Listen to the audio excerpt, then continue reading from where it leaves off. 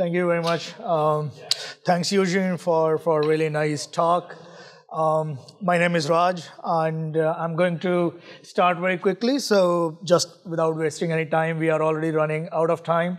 Thank you very much for joining, everybody. And so today I'm going to tell you a captivating story about leadership and DevOps. So this is mostly going to be a tale about how the collaboration or the communication actually transforms the productivity and the efficiency of any organization. So I would start very quickly. So once upon a time, there was a group of individuals, very talented individuals, who were actually residing on isolated islands. You can see them. And so they represent as different teams of the same organization. And they are actually working very hard, really great. Everything is going good. And you can see they are working independently, and the paths are rarely crossing. So they have own goals, their own methodologies, perspectives, how they are working, how they are delivering. So everything was going really great until actually organization grew up. And so with that, complexity of projects started growing up, which actually made them very in a silos position, right? Because everybody was working on their own isolated islands, and everybody is, because the team sizes have been increased now, project complexity has been increased now, so their communication fluttered, and their productivity impacted, the efficiency impacted. Ultimately, so islands actually drifted apart, hindered their progress, their activities, their creativity, right? So here, now their efficiency, their deliveries, which they have been making very quickly, very great quality, everything was really great. Now the graph is going down, and the islands have been drastically apart now. So here, what we need is someone who can fix it. So here we have our protagonist with a visionary leader who actually believed that if we bridge these islands, they could actually foster the communication, collaboration, they could improve the communication, and with which they could actually improve the efficiency and productivity again.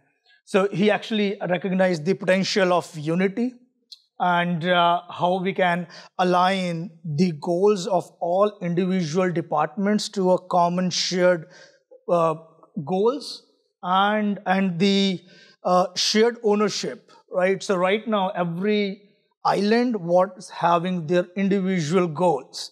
Now we wanted to have that shared goal with shared ownership. It's not like, okay, so if I say those three islands were maybe development team, QA team, and operations, right? So everybody was saying, okay, so I am done, my development is done, I'm good. Right? So if some things are happening in QA, like quality assurance, at that time, developers are saying, okay, we were done, it's on QA team, right? But now this visionary leader, he actually fostered the communication, the power of communication, power of transformation, and collaborative ownership. So that's where it started. So with the leader was inspired by DevOps principles. Please notice that I'm not talking about actual implementation of DevOps, but the principles of DevOps, right? So I believe everybody just know what are the basic principles of DevOps, right? Communication, collaboration, transformation, continuous improvement, transparency, vision, right? So yeah, all those things. So that was very important to implement here, just to improve, or I would say just get the projects or the company overall deliverables and deliveries back to the line, right? So yeah, bringing the teams together and align their goals to transform the organization's culture of trust and again, the collaboration, right?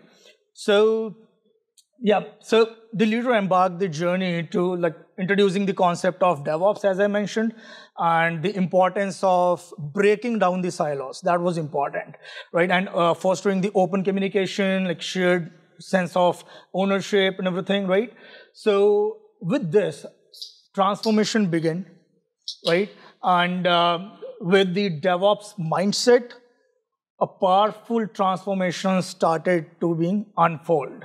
And silos, those siloed, isolated islands, started gradually merging into a single, powerful, cohesive entity. So yeah, so developers started working hands in hands, and collaboration flourished, leveraging expertise of high-performing teams. Now every team had their own knowledge base, and by just merging them all, so that was something which was really helpful for overall team and the leadership. So yeah, by encouraging the transparency and the cross-functional collaboration, the productivity actually improved overall. And so now, because developers has more insight in the operations, in the QA, so now the developers are actually writing more robust code because they understand bigger picture. It's not just about their task, their story, right? So that was very important, and because of understanding of challenges that we are having on different islands, now they understand and they can write more robust code, maintainable code. Right, so QAs became more proactive, early testing, early identification of test cases, and sharing them with other islands like developer and operations. Development and operations actually embarked the automation, power of automation, streamlining deployments, continuous improvement. And yeah, so overall, with this like delivering cycles, the delivering cycles shortened, continuous improvement improved, and with that, yeah, so deployments were smoother, downtime was reduced, right? So overall, what this implementation actually made was to enable rapid innovation and save the creativity, right? Because when you have time, like you have collaboration, you can be more creative instead of just fixing up your bugs or just going into that vicious cycle of delivering and fixing problems, right? So yeah, so that was the phase where silos actually dissolved, and this protagonist actually started going towards the success. So what was the moral of story, right? Moral of the story was like, in this tale, overall, the leadership and DevOps, we witnessed the power of transformation and collaboration, majorly like DevOps principles, right? And by uniting the diverse teams and using their knowledge as one single entity, we could actually share the long-term vision. We could foster the culture of trust, and yeah, so collaboration, and it was very important to unleash or unlock the power of technology within the team, within the organization, with powerful potential, right? So as a leader, let us all consider this tale as, I believe there are lots of leaders, like community leaders we have here. So as leaders, we also need to remember this story as testament that transformative impact that we can make with collaboration and with implementing DevOps principles to build the culture of trust, to innovate new things, continuous improvement, right? And yeah, so together we can dissolve these silos and build a single island which is really interconnected, and it's a group of interconnected group of islands for going towards the success, right? So yeah, so that was the moral of story, and overall, yeah. So I would quickly just like to close this and give time to you to like discuss, ask questions, add comments, right? So yeah, all yours. Let me know if you have any questions or any comments. Yeah, please. So yeah, thanks for that. Really inspiring story. But from my experience, when we have any changes, yeah, if you have to implement any changes, change the methodology, like sell it to the team and say, look, this is a new way of work, right? Did you have any people who had the resistance against that? Against any changes, they said, no, it was fine, I'm fine to do the same thing and do the same approach. Why do we need things? Yeah, that's really a good question. And I believe we face this thing every day, right? Because technology world or overall world is changing very rapidly nowadays. And there are a lot of people who, of course, because we love to be into our comfort zone, right? We are doing something maybe in a X way, we want to do that like that only. But yeah, so, but we, as a leader, we need to communicate that in a way that change is inevitable, right? Change is only constant in the world, right? So change is very important and inevitable. So for this thing, what I have done, like from over a decade, I've been implemented this. Do some POC, right? Don't just impose things on your team. Just try to ask them to try this, right?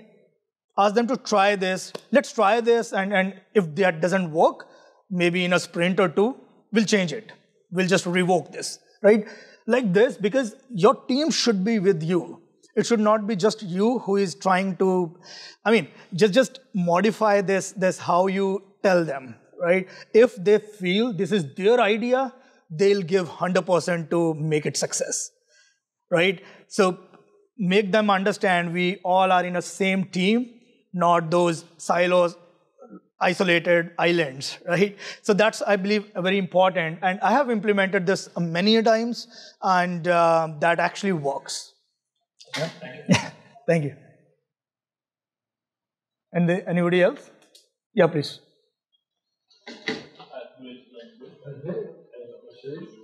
It's just recording audio. Yeah, so my question is, how do you deal? So it's fine that teams can go and embrace DevOps, like we should, but what I've seen is that with the massive influx of tools and consultants and companies, and everyone has a different way of implementing DevOps. As a team leader, or as just someone representing a team or a leader of a company, how do you then go deciding that this is the right choice for me? This is the right pipeline. This is the right containerization technology. Yeah. This is the right branching strategy. So there are so many choices, and I feel there's not enough strong opinions for a way that works for teams. So you end up having one person who's like, oh, I think this, Kubernetes is going to work, and, then everyone starts going down that path, and then they realize they don't understand anything. And then another person is a proponent for another technology, because we're all learning also at the same time as these technologies come out. So how do you coalesce people's multiple opinions and all these tools into a strategy that you can actually implement? Great, very great question. So, but I think this problem is wider in a sense, right? It is not just about DevOps implementation. So if you maybe start any application, maybe desktop application, web application, you have a lot of technologies you can build with, right? So as developers, maybe we want to start with something which is really buzzing in industry, right? So maybe if somebody knows Node, they'll say, okay, let's do this in Node. Somebody know maybe something else, right? Maybe on the front end, Angular, Ember, Backbone, lots of things are there in the market. However, it is really important to understand your needs. Even in DevOps, if I come down to DevOps, it is really important what kind of pipeline do you need, right? It is not like you need to maybe deploy every day. Maybe that's not how your whole organization is working. It's not every day you are just putting things in the pipeline. Everything is going like with like QA, automation, unit tests, automation, system tests, everything, and that is automatically deploying, right? Maybe that is not your need. So first of all, you need to identify what is your need. How you wanna, again, something which can be done with a needle cannot be done with Squad, right? So Squad is not going to do what needle can do. So understand your problem, and I believe then you can actually, still, if you have few things, like maybe, for example, React or Backbone or React or Angular, which is a kind of similar frameworks, just an example, right? Create POCs, right? With your core ideas, with your core features. Try to do that. Don't just go with, I don't know if you guys have read a case study, case study of Pepsi Crystal versus Airbnb. So that's about POCs. So if not, just spend some time reading this. That's really important and a really great case study to understand why should we go with POCs instead of just burning your dollars. Right? So I believe, yeah, so that's important to, first of all, identify your problem. And once you have done that, create POCs, I believe you'll drill it down to very minimal tools. Right? I hope I understand. This answers your question. Okay, cool. Anybody else? Yeah.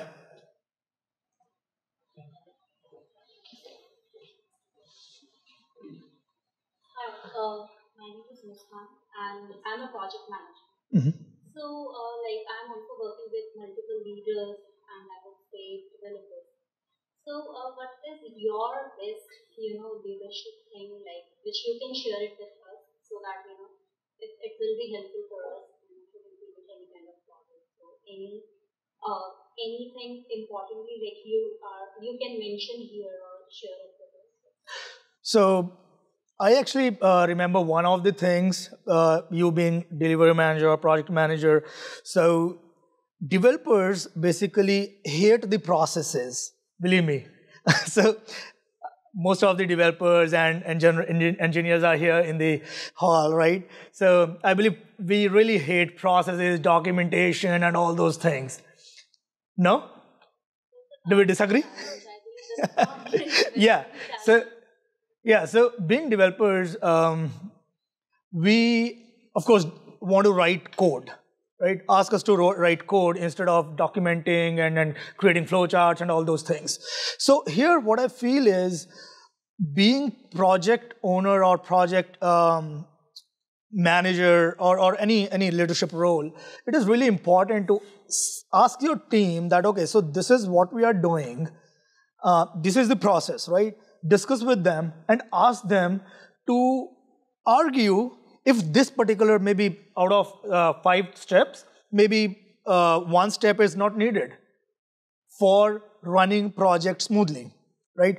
Because again, when we implement these DevOps principles, like collaboration, shared ownership, so everybody has the common goal to make the product successful. So everybody has their own say. So it is really important to ask them to, what are the things which we can maybe eliminate if it is not important? Yeah, again, so just win their trust.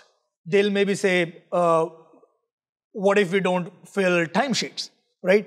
If you are into services organization, so you can tell them why timesheets are important, because that's how your salaries are going to come, right?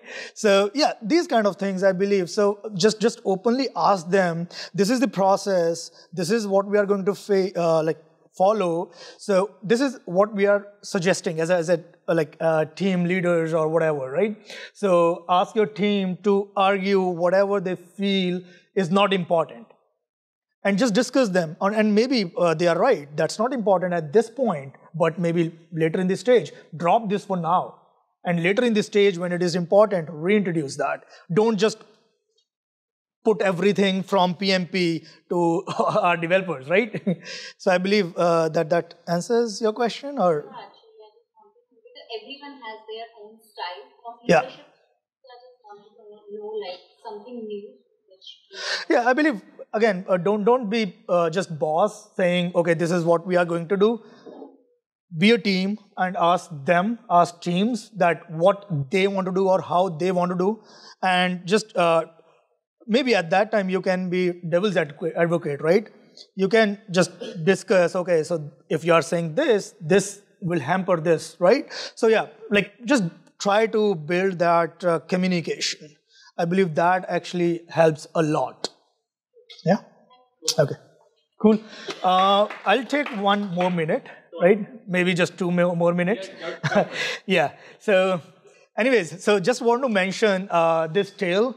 This was not just a tale. This was my experience. And that organization I was discussing, it was Apple Pie Capital. I was introduced as head of engineering over there.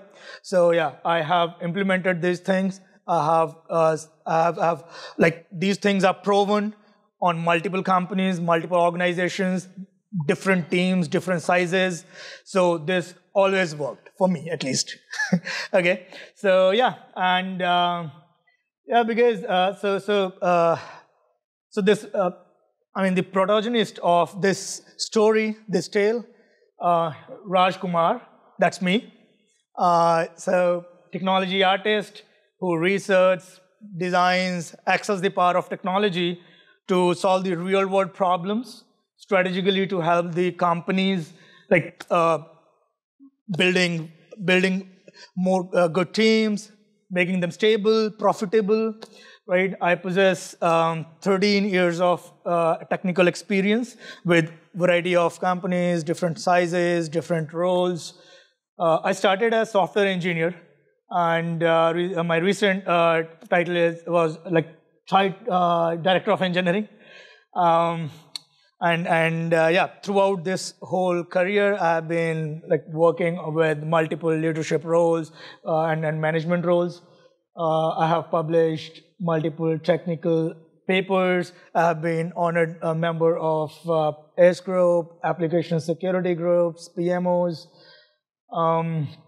Yeah, I have contributed to numerous events. This is one of that. Thank you very much. So yeah, and then my expertise lies in like scaling products and organizations exponentially, but organically. So yeah, and yeah, at the end, so I would love to connect. You guys can send me a request, and also I'm open for new opportunities. So, so thank you very much, guys. It was really nice being here. Thank you very much.